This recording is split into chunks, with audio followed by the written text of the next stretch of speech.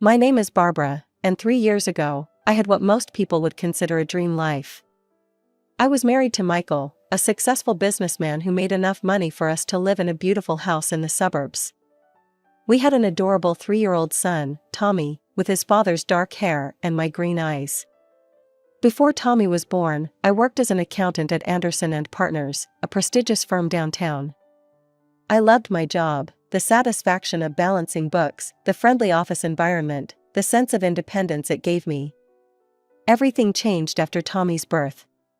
Michael started insisting that I should stay home. "Barb, we don't need the money," he said one evening, bouncing Tommy on his knee. "Our son needs his mother at home. That's more important than any career." I wasn't entirely convinced, but then my parents jumped on the bandwagon too. Mom called me almost every day, telling me how lucky I was. "Barbara, honey, do you know how many women would kill to be in your position?" she'd say. "You have a wealthy husband who wants you to focus on your family. That's a blessing." But it was my younger sister Linda's words that finally tipped the scales. We were having coffee in my kitchen while Tommy napped upstairs. Linda, 2 years my junior and perpetually single, stirred her coffee thoughtfully. "God, Barb, you're living my dream," she sighed. "I'd give anything to marry someone like Michael. Stay home, take care of the house, raise kids. You're so lucky you don't have to work anymore." I remember looking at her that day, her perfectly manicured nails, designer clothes bought with our parents' money, not a care in the world. Linda had always been the pretty one, the social butterfly. I was the responsible older sister, the one who worked hard and played by the rules. So I quit my job. The first few months were nice, I suppose. I threw myself into being the perfect housewife and mother. I made elaborate meals, kept the house spotless, and spent hours playing with Tommy. Michael seemed pleased, always coming home with a smile and a kiss. But 6 months into my new life as a stay-at-home mom, things started to feel off. It was subtle at first, so subtle I thought I was imagining things. Michael started spending more time on his phone, smiling at messages when he thought I wasn't looking. He'd step out of rooms to take calls, speaking in hushed tones. One evening, when he hugged me after coming home late from another meeting, I caught a whiff of perfume. Not just any perfume, something familiar, a scent that tugged at my memory. But I couldn't place it, and I tried to convince myself I was being paranoid. "You're being ridiculous," I told myself, watching him play with Tommy on the floor. "He's just busy with work. Everything's fine." But deep down, in that place where we keep the truths we're not ready to face, I knew something was wrong. I just had no idea how wrong, or how much my perfect life was about to implode. The suspicion was eating me alive. Every time Michael's phone buzzed, my stomach would clench. Every late meeting felt like a lie. I tried to push these thoughts away, but they kept creeping back, especially at night when I lay awake beside him, listening to his steady breathing and wondering what he wasn't telling me. One evening, while Michael was taking his shower, I could hear the water running upstairs. I did something I'd never done before. I sat down at his laptop in his home office and logged into his work chat. My hands were shaking so badly I had to type his password twice. "There has to be something," I muttered to myself, scrolling through messages with his female employees. Sarah from accounting, Jenny from marketing, Emma from sales. But there was nothing.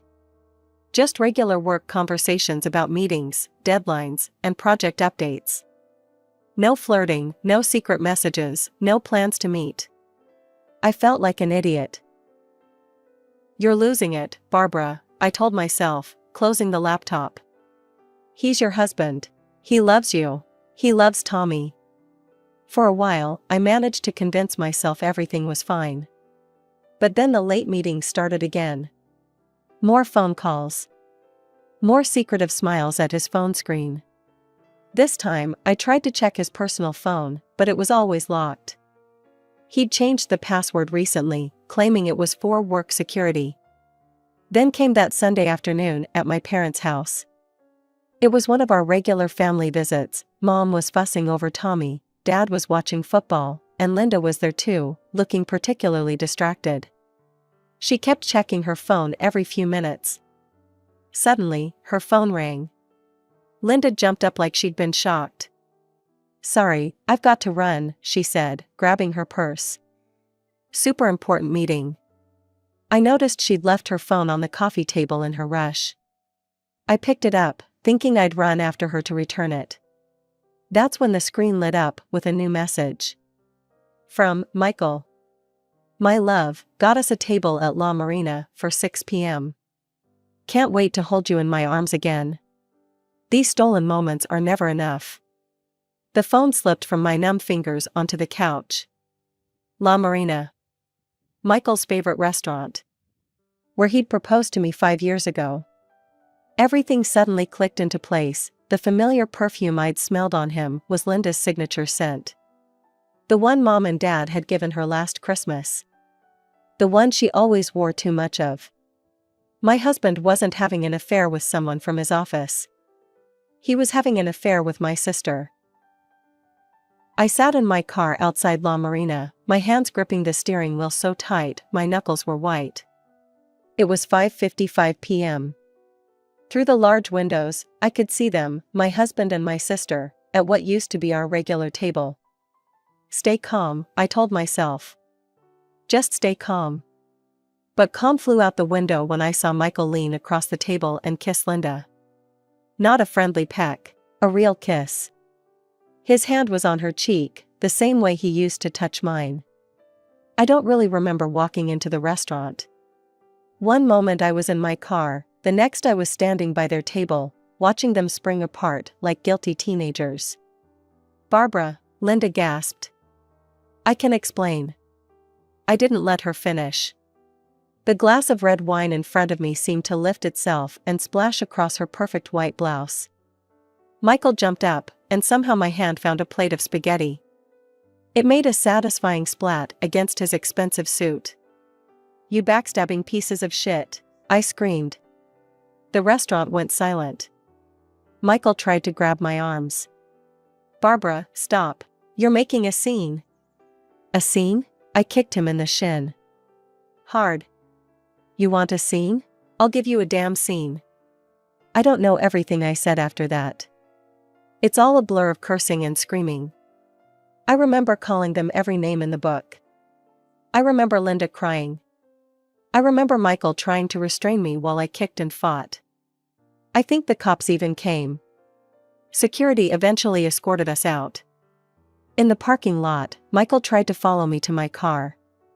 "Barbara, please, let's talk about this like adults." "Adults?" I spun around. "Adults don't sleep with their wife's sister." At home, the fight continued. Tommy was thankfully at my parents' house, my parents, who I later learned knew about the affair but chose to stay quiet. "I want a divorce," I told Michael, throwing clothes into a suitcase. He grabbed my arm. "You're not taking my son. I'll fight you on this. You just assaulted 2 people in a public place. You really think any judge will give you custody?" That stopped me cold. He was right, I'd lost control. I'd given him ammunition. "I won't give you a divorce," he continued. "And if you try to take Tommy, I'll sue you for full custody. Think about that." I needed help, professional help. And suddenly, I remembered Rachel Stevens from college. We'd studied in parallel programs. She went into law while I chose accounting. Last I heard, she'd become quite successful handling divorce cases. I found her number online and called immediately. "Rachel? It's Barbara Collins, well, Barbara Mitchell now. But hopefully not for much longer. I need your help." "Barbara? Oh my God, it's been ages. What's wrong?" I took a deep breath. "How much do you know about custody battles?" "That's actually my specialty," she said. "Want to come to my office tomorrow? We can talk about options." For the first time since seeing that message on Linda's phone, I felt a glimmer of hope. Maybe I could fight back after all. The courtroom felt suffocating. I sat next to Rachel, trying to keep my hands from shaking as the proceedings began. Michael sat across the aisle with his expensive lawyer, looking polished and composed in his designer suit. Rachel stood up first. "Your Honor, this is a clear case of infidelity. Mr. Mitchell was caught in an intimate situation with his wife's sister, Linda Parker. This betrayal, combined with his controlling behavior throughout their marriage, makes Mrs. Mitchell the more suitable parent for their child." I felt a surge of confidence.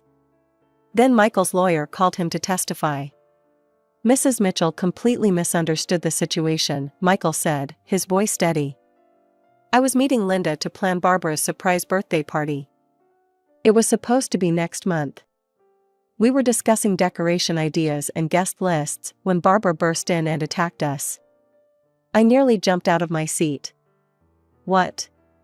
Rachel squeezed my arm, warning me to stay quiet. "And this wasn't the first time," Michael continued. "Barbara has a history of jealous outbursts. She's created scenes at my office parties, accused female colleagues of flirting with me, all in front of our son. Tommy is terrified when she gets like this." My parents were called to testify next. Mom walked to the stand, not even looking in my direction. "Is what Mr. Mitchell saying true?" his lawyer asked. Mom nodded. "Yes, we knew about the birthday planning meeting. We were supposed to be there too, but we were running late. I felt like I'd been punched in the gut. My own mother was lying under oath." Then Dad testified, backing up their story. But the worst was yet to come. Linda took the stand, dabbing at her eyes with a tissue. "Barbara has always been unstable.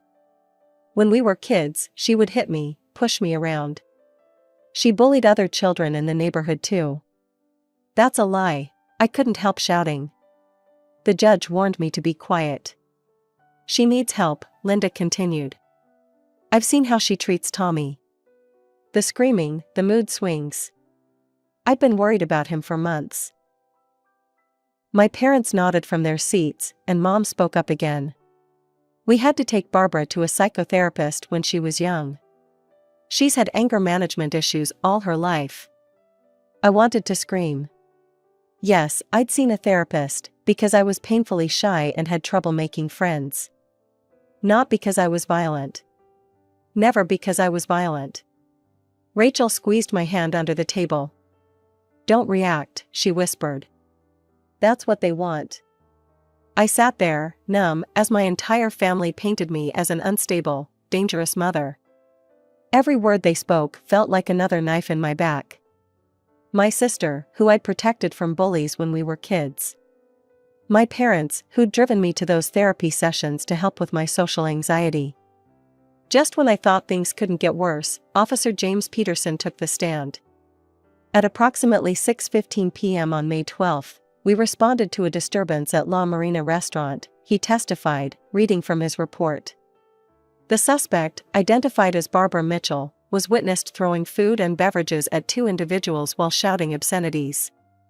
Multiple patrons reported feeling threatened by her aggressive behavior. Michael's lawyer stood up, holding a USB drive. "Your Honor, we have security footage from the restaurant that corroborates these events." The courtroom lights dimmed, and my humiliation played out on the screen. There I was, screaming and throwing things, looking exactly like the unstable person they claimed I was. "Your Honor," Rachel interjected, "we request to see the complete footage, including the moments before this incident." My client maintains that she witnessed her husband and sister in an intimate embrace. The restaurant's security manager took the stand. "I apologize, but the camera in that section was only activated by the motion sensors when Mrs. Mitchell entered. We don't have footage from before the incident." How convenient. I looked at my family, Mom and Dad sitting rigid in their seats, Linda dabbing at fake tears, Michael looking concerned and reasonable. These people who had known me my entire life, who had watched me grow up, who knew the truth, they all betrayed me. The judge's decision felt like a physical blow. Given the evidence presented, including testimony about Mrs. Mitchell's history of emotional instability and the recent violent outburst, the court finds it in the best interest of the minor child to remain in the primary custody of the father. I stopped breathing. Furthermore, Mrs. Mitchell will be required to pay monthly child support in the amount of $800. But I don't even have a job. I burst out.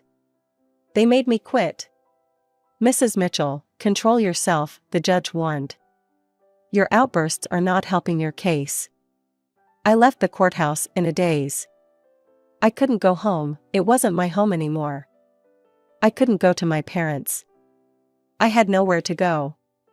Somehow, I found myself at the Copper Pot, a small Italian restaurant where Michael and I used to have date nights. I slid into a corner booth and finally let the tears come.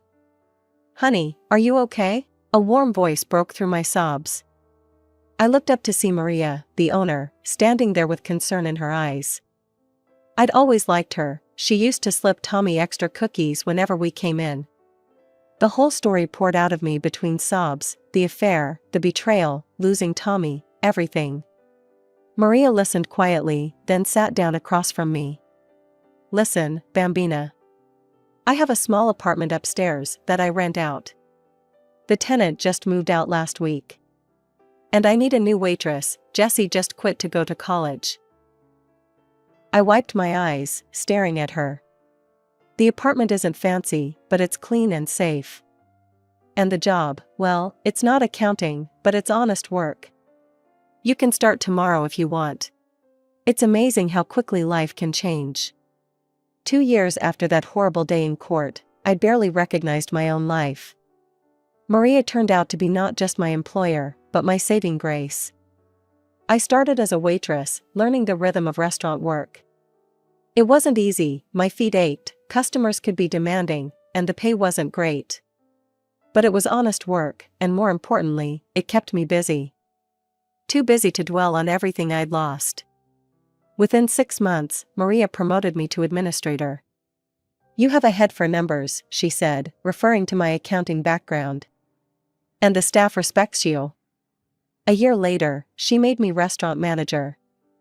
The promotion came with a decent raise, enough that I could finally start saving a little after paying rent and Tommy's alimony. Tommy. My heart still breaks every time I write that check, knowing it's the only connection I have left to my son. Michael made sure of that. Sorry, Barbara, Tommy's not feeling well today, he'd say when I tried to arrange visits. Oh, we already have plans this weekend. Tommy's at his grandparents'. Always an excuse. Always a cancellation. 2 years of them. I called every lawyer I could find, but they all said the same thing. Ms. Mitchell, the last one said, reviewing my file, with your history. You mean the lies they told about me? He sighed. The court doesn't see them as lies. They see sworn testimony from your family, police reports, video evidence. Before we could even think about reopening this case, you'd need extensive documentation showing you've received psychological treatment.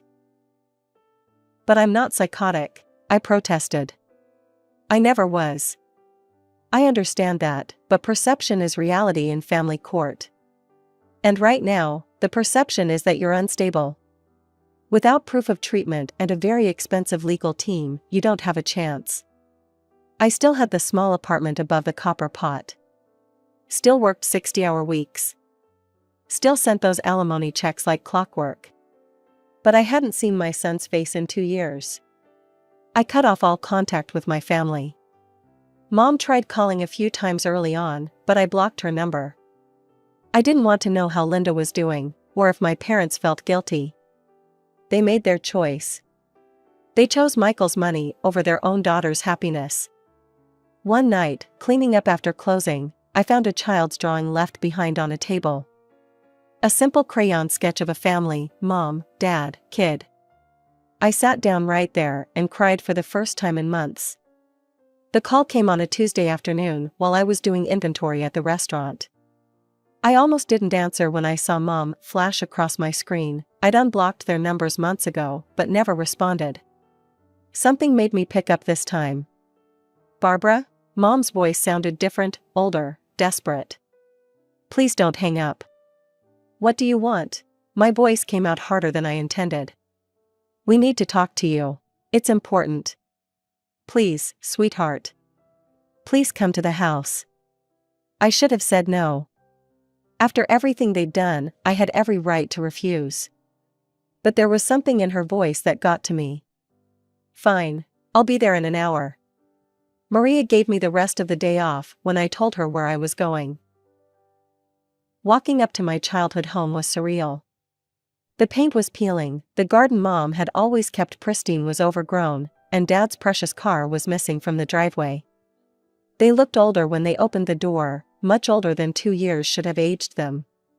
"Sit down, Barbara," Dad said, his voice trembling. "We need to tell you everything." I perched on the edge of the sofa, my hand slipping into my purse where I'd stashed my phone, quietly starting the voice recorder app. I didn't trust them anymore, I couldn't afford to. Mom started crying before they even began. "We're so sorry, baby. We're so sorry." "Michael," Dad's voice cracked. "He offered us a deal. Said he'd buy us a new house. You know how long we've struggled with the mortgage on this place. All we had to do was help him destroy me," I finished coldly. Mom sobbed harder. "He promised it would all work out. Said once he had custody, you'd still see Tommy regularly. Said it was better for everyone." "Better for everyone?" I stood up, shaking. "I haven't seen my son in 2 years. Neither have we," Dad burst out. "He cut us all off as soon as the court case was over. Stopped answering our calls. Changed their numbers. We don't even know where they live now." "What about Linda?" I asked. "Isn't she still with him?" Mom's face crumpled. "He left her a month after the divorce was final. Said she was just a bit of fun. She had a complete breakdown. Tried to hurt herself." "We're about to lose the house," Dad added quietly. "The house he promised to buy us, it was all lies. We betrayed our own daughter for nothing." I sat there, listening to them pour out the whole ugly truth. How Michael had manipulated them.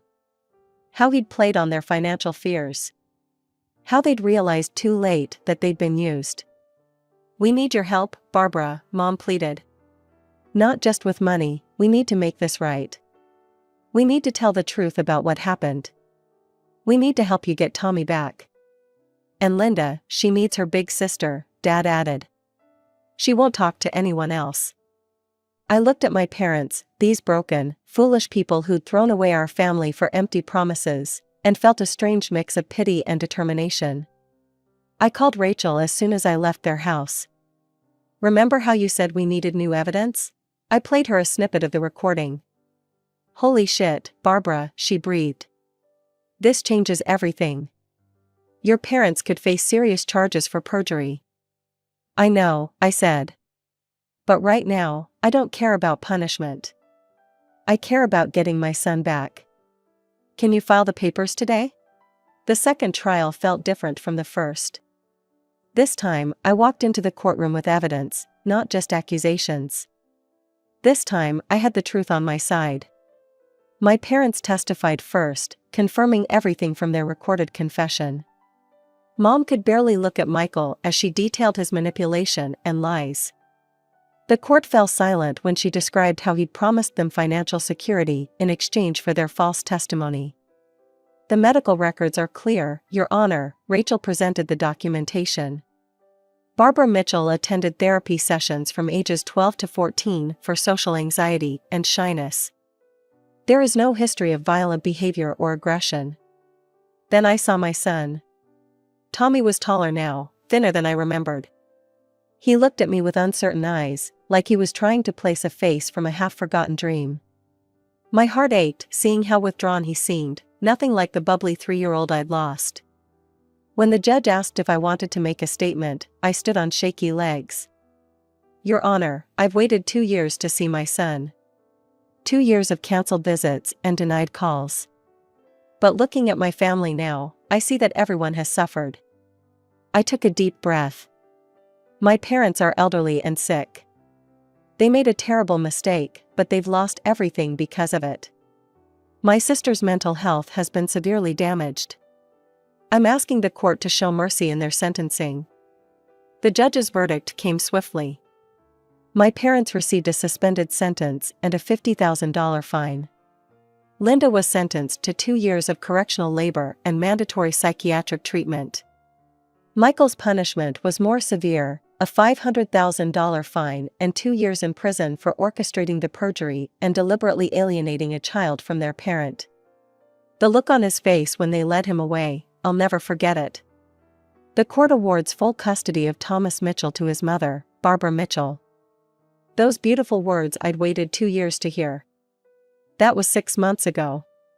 Today, Tommy and I live in a beautiful apartment that I bought with the settlement money from Michael. It's not as grand as our old house, but it's ours. Really ours. The restaurant continues to do well. Maria made me full partner last month. Between my salary and the settlement, I can easily manage the mortgage payments. Tommy's starting to come out of his shell, making friends at his new school. I heard through the grapevine that Michael's business collapsed while he was in prison. His parents called once, asking to see Tommy, but I refused. They knew what their son had done and stayed silent. They don't get to be part of our lives now. As for my own family, I don't know how they're doing. I don't want to know. Maybe someday I'll be ready to forgive them, but not yet. Not while the wounds are still healing.